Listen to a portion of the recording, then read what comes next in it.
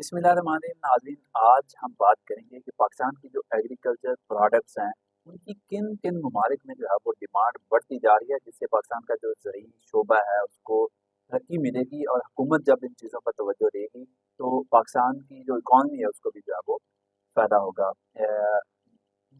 جو ASEAN countries ہیں، دنیا کے جو 10 ممالک ہیں جس میں Indonesia, Malaysia, Brunei, Cambodia, Vietnam, Singapore, Myanmar, Philippines اور لاؤس کے جو ممالک ہیں، ان 10 ممالک کے اندر پاکستان کی جو زرعی اجناس ہے ان کی ڈیمانڈ جو ہے وہ ڈے بائی ڈے بڑھتی جا رہی ہے۔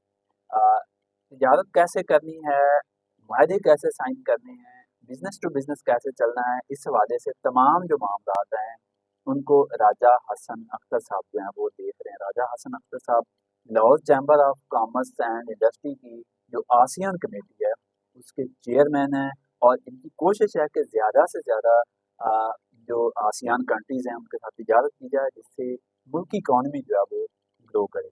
تو ہم راج صاحب سے بات کرتے ہیں۔ راج صاحب السلام علیکم۔ وعلیکم السلام ورحمۃ سر یہ بتائیے گا کہ آسیان کے ساتھ جو ہے وہ آپ کام کر رہے ہیں، تو اب تک جو ہے وہ کتنی جو میٹنگز وغیرہ ہیں وہ ہو چکی ہیں، آپ کتنی دفعہ وہاں جا چکے ہیں، وہ لوگ کتنی بار جو ہے یہاں پر آئے ہیں، اور کیا اسٹیٹس ہے اب تک کا؟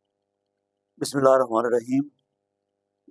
راجہ حسن اختر میرا نام ہے جی، اور میں فارمر ایگزیکٹو ممبر ہوں Lahore chamber of commerce and industry Lahore کا، یا آپ یہ کہہ سکتے ہیں کہ میں اس کے بورڈ آف ڈائریکٹر کا ممبر رہا ہوں 2022 سے لے کر 2024 تک۔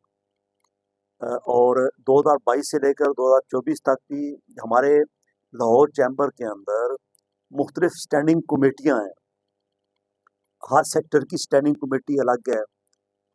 میرے پاس جو سٹینڈنگ کمیٹی ہے وہ ہے آسیان ایسوسی ایشن of south East Asian nation, جس کے اندر تقریباً 10 ممالک ہیں، جن میں بڑے مشہور ممالک جو ہیں وہ انڈونیشیا ہے، ملیشیا ہے، برونائی دارالسلام ہے، ویتنام ہے، کمبوڈیا ہے۔ یہ اس طرح جو ہے نا وہ تقریباً 10 ممالک اس کے اندر آتے ہیں۔ اچھا، اب ہماری کوشش یہ ہے کہ ان 10 ممالک کے ساتھ ہم اپنی ٹریڈ کو، ہم اپنی ایکسپورٹ کو کس طریقے سے بڑھائیں۔ اور چونکہ پاکستان جو ہے وہ ایک ایگریکلچر ملک ہے، پاکستان کی جو ہے وہ اس کا جو ڈیپینڈ ہے جی ڈی پی کا ایک بہت بڑا حصہ زراعت سے آتا ہے، تو ہم نے سب سے پہلے فوکس یہ کیا ہے کہ پاکستان کے جو ایگریکلچر پروڈکٹس ہیں ان کو ان ممالک کے اندر کس طرح ایکسپورٹ کیا جائے۔ مثلا پاکستان کے اندر جو ہے وہ دنیا کا بہترین چاول کاشت کیا جاتا ہے۔ ہماری کوشش یہ ہے کہ پاکستان جو ہے وہ ان ممالک کے اندر پاکستان کے چاول کو، اس کی ایکسپورٹ کو بڑھایا جائے، اس کے لیے نئی منڈیاں تلاش کی جائیں، نئے اس کے اندر جو وینیو ہیں وہ ہم ڈھونڈ کے سامنے لائیں، نئے بائر سامنے ہم لے کے آئیں، تاکہ پاکستان کے چاول کی ایکسپورٹ کو ان 10 ممالک کے اندر بڑھایا جا سکے۔ پاکستان کے اندر دنیا کا، ہمارے پاس دنیا کے بہترین مسالہ جات ہیں۔ اچھا راج صاحب، مسالہ جات سے پہلے آپ نے چاول کی بات کی۔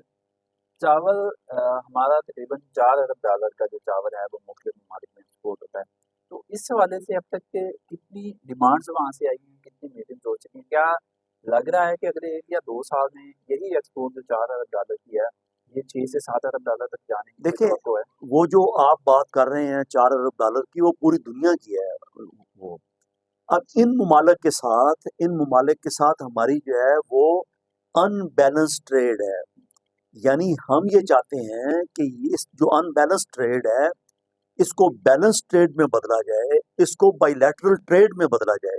صحیح۔ ان 10 ممالک کے اندر انڈیا کا بہت زیادہ انفلوئنس ہے، انڈیا کے جو پروڈکٹس ہیں ان کی مارکیٹ یہاں بہت زیادہ ہے۔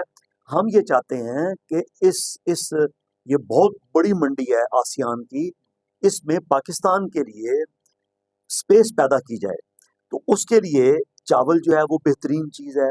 دوسرے نمبر پہ آتے ہیں ہمارے مسالہ جات آتے ہیں کہ ہمارے پاس مرچ بڑی اچھی ہے، ہمارے پاس دھنیا بڑا اچھا ہے۔ تو یہ جو مسالے ہیں ان کو ان کی ویلیو ایڈیشن کے بعد صحیح ویلیو ایڈیشن کے بعد اچھی پیکنگ میں اگر ہم ان ممالک کے اندر ان کو ایکسپورٹ کریں تو ہم اپنی ایکسپورٹ میں خاطر خواہ اضافہ کر سکتے ہیں۔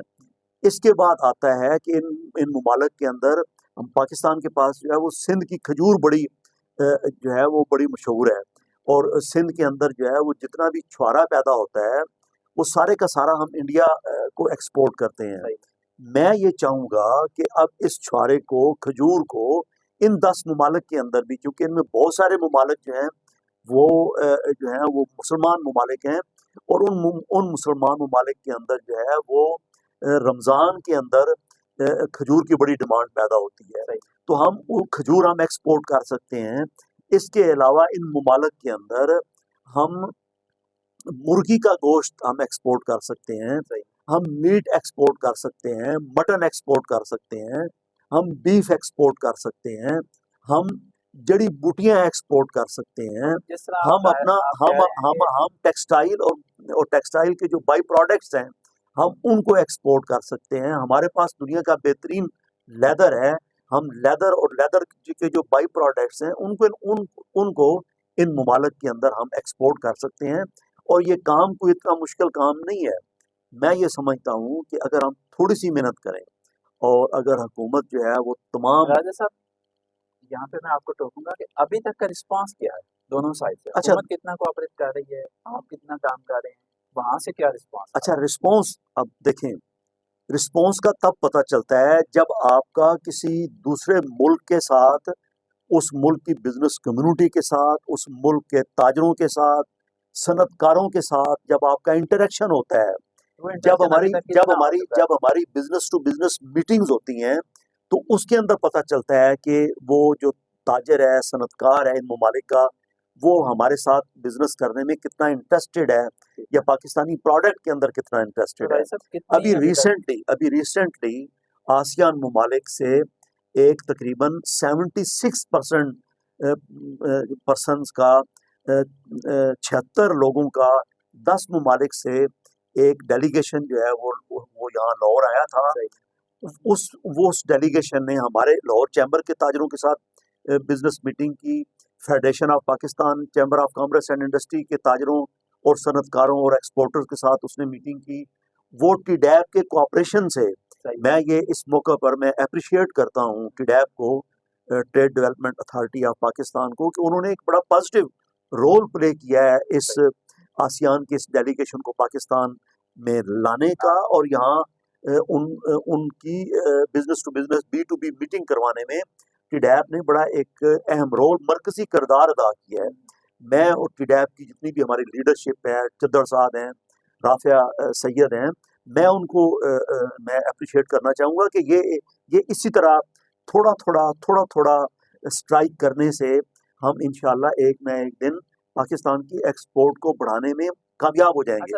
اور ان ممالک کے اندر یہ جو 10 ممالک ہیں بڑے، اس میں برونائی ہے، جیسے انڈونیشیا ہے، ملیشیا ہے۔ برونائی امیر ملک ہے، مسلمانوں کا ملک ہے، تو وہاں جو ہے وہ ہمارے لیے بات چیت کرنا، وہ اردو سمجھتے ہیں، اور وہ اس میں لوگ، آپ کی ایک رسپیکٹ ہے پاکستان کی۔